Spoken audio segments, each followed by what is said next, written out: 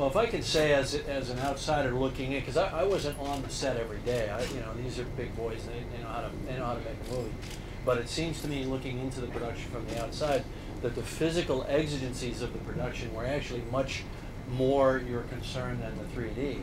You know, moving that much water around, doing it safely, having actors who are always in climbing harnesses or being safetied off because they're appearing for the movie to climb without a harness, but they're actually cabled in.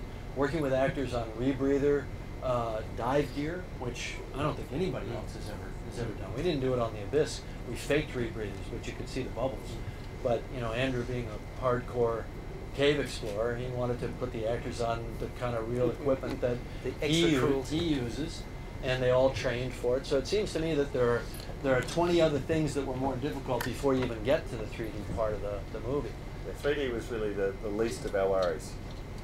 Yeah, very much so. If you talk to any actors, particularly Richard, who really had to go through the mill, I mean, so there's weeks and weeks of learning the diving craft as well as climbing and all the other skills. But it's the, you know, it's the 8 hours of standing on a waterfall set with water just being thrown at you all day. It wears you down as an actor, I think.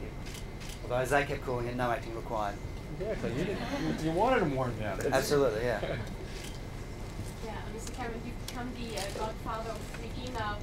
Why does 3D still fascinate you, or keeps fascinating you? And where do you see the future heading? I mean, in the beginning it was gimmick. Now the 3D televisions are already in the stores for us. So where do you see it head from now? And for Alister and Andrew, when you look at Mr. Cameron, is he godfather to you or God? They knew if they wanted to make this movie, it was going to have to be in 3D. That was a given, you know. So once you got past those givens, you know, it was up to them to solve the problem of how to do it. I mean, truthfully, one of the things that attracted me to this particular production was the challenge of shooting high quality 3D, live 3D, not converted after the fact, but doing high quality 3D on a relatively modestly budgeted film. I mean, compared to Avatar, all movies are modestly budgeted. I mean, this movie was made for what, 1/15 of what Avatar cost, something like that, 12th. Craft service budget, I think. No, we didn't eat that much on it. We were working too hard. No, it all went into the CG.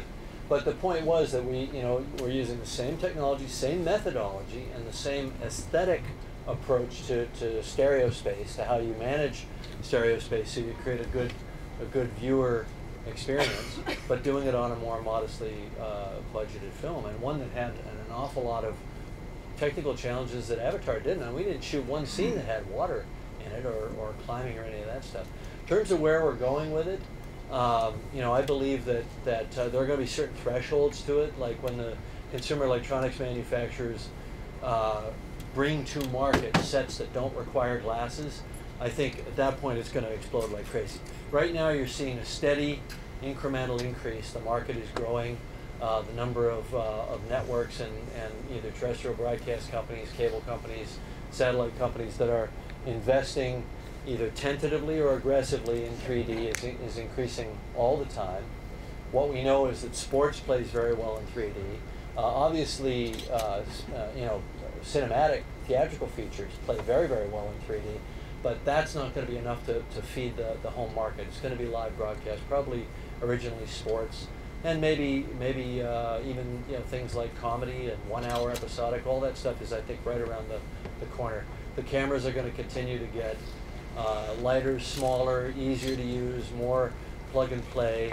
They're going to continue to be more people doing it. Like right now, we're seeing an explosive, almost vertical curve in the number of people who are learning to do it and are working with it. Like, you know, I have a small company partnered with Vince Pace. We developed the Fusion cameras, and all of our rigs are out all the time. And we're having to expand much more rapidly than we thought we were going to. We'll be literally building hundreds of camera systems in the next year to service the demand.